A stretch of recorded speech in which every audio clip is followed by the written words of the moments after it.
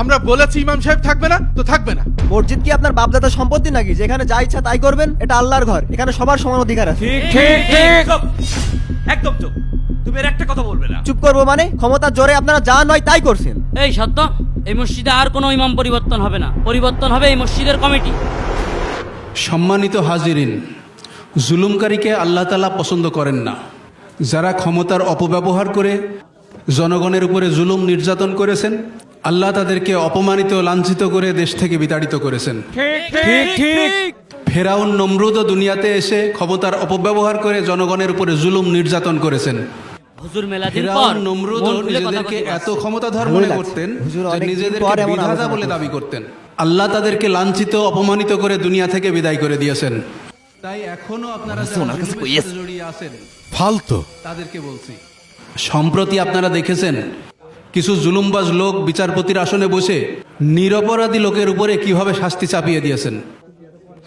আল্লাহ তাআলা তাদেরকে অপমান অপদস্থ করে কিভাবে লাঞ্ছিত করেছেন তা আপনারা দেখেছেন। জুলুমকারীরা সাবধান হন, আপনাদের পরিণতিও এরকমই হবে।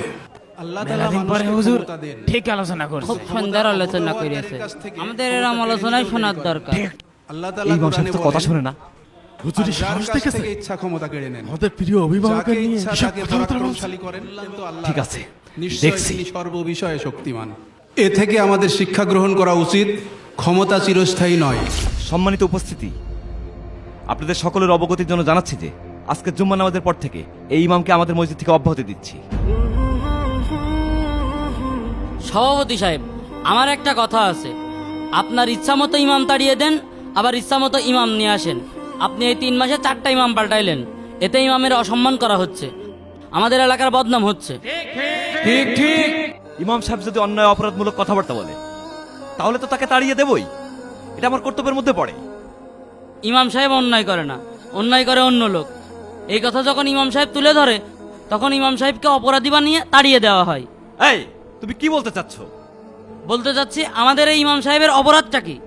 তার অপরাধ হচ্ছে সে আমাদের কথা মতো চলে না, সে মসজিদের রাজনীতি নিয়ে আলাপ করে। ইমাম সাহেব কেন আপনাদের কথা মতো চলবে? ইমাম সাহেবের কথা মতো আপনারা চলবেন, কারণ ইমাম হচ্ছে নেতা। আর ইমাম সাহেব কোরআন হাদিসের আলোকে কথা বলে। এখন এই কথা যদি রাজনীতির সঙ্গে লেগে যায় তাতে তো আর ইমাম সাহেবের কোনো দোষ নেই। ছেলে ফেলে দেখছি মুখে মুখে তর্ক করা শিখে গেছে। এই তুমি এত বেশি বোঝো কেন? আমরা বলেছি ইমাম সাহেব থাকবে না তো থাকবে না। মসজিদ কি আপনার বাপদাদার সম্পত্তি নাকি যেখানে যা ইচ্ছা তাই করবেন? এটা আল্লাহর ঘর, এখানে সবার সমান অধিকার আছে। চুপ, একদম চুপ। তুমি এর একটা কথা বলবে না। চুপ করবো মানে? অনেক চুপ করে থেকেছি। ক্ষমতার জোরে আপনারা যা নয় তাই করছেন। এই সত্য, এই মসজিদে আর কোনো ইমাম পরিবর্তন হবে না, পরিবর্তন হবে এই মসজিদের কমিটি। এই আপনারা সবাই বলেন, ইমাম পরিবর্তন চান নাকি কমিটি পরিবর্তন চান? কমিটি। আল্লাহু আকবার। ভাই ভাব ভালো না, চলেন ওইদিক দাঁড়াই। ইমাম আর কয়টা পাল্টাবো বলেন? যেটাই পাল্টাই ও এসে নিয়ে সেই 2 দিন পরে রাজনীতি নিয়ে আলাপ করে। ঠিকই বলেছেন, ওই ঘুরিয়ে ফিরিয়ে আমাদের পিছনে কাটি করে। ডাক দেন ইমাম সাহেবের। এই ইমাম সাহেব, এই এদিকে আসেন। জি বলুন। আপনি আবার সে রাজনীতি নিয়ে আলোচনা করছেন? আপনাকে না কতবার বলেছি এসব রাজনীতি নিয়ে মসজিদে কথা বলবেন না। আমি কখন রাজনীতির আলোচনা করলাম?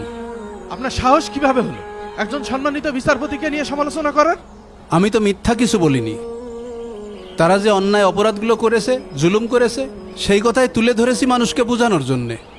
আরে আপনার লেখা থামান। আপনাকে কতবার বলেছি রাজনীতি নিয়ে আলাপ করবেন না, আপনি আমাদের কোনো কথাই শুনছেন না। আপনি কাকে ধমক দিচ্ছেন? আমি কি আপনার গোলাম নাকি? আমি সব সময় হকের কথা বলবো, তাতে কারোর গায়ে লাগুক আর না লাগুক ওটা আমার দেখার বিষয় না। আপনি আমাদের মুখে মুখে তর্ক করছেন। আমি তর্ক করছি না, আপনাদের অন্যায় কথার জবাব দিচ্ছি। আপনার এই মসজিদে ইমামতি করতে হবে না, আপনি বাড়ি চলে যান। আপনি আমাকে মসজিদ থেকে তাড়ানোর কে? কোন অপরাধে আপনি আমাকে মসজিদ থেকে বের করে দিচ্ছেন? আপনার এত কথা জবাব দেওয়ার সময় আমার হাতে নেই। আপনি বের হন, এক্ষুনি বের হন। এই মহল্লায় কি আপনারা দুইজনই আছেন নাকি আরো লোক আছে? মসজিদের মুসল্লিরা যদি আমাকে ইমামতির দায়িত্বে না দেখতে চাই আমি চলে যাব। এই আপনার কথা কানে যাচ্ছে না? আমরা বলেছি আপনাকে চলে যেতে, তারপরও আপনি কথা বাঁচাচ্ছেন। আজকের মধ্যে যদি আপনি মসজিদ থেকে না যান আপনাকে আমি দেখে নেব। এই চলেন। হায় রে অকৃতজ্ঞ মানুষ, সামান্য সভাপতির দায়িত্ব পেয়ে এত ক্ষমতা দেখায়। প্রিয় ভাইয়েরা, আপনারাও এই মেসেজটা শেয়ার করে সবার মাঝে একটু ছড়াই দেন।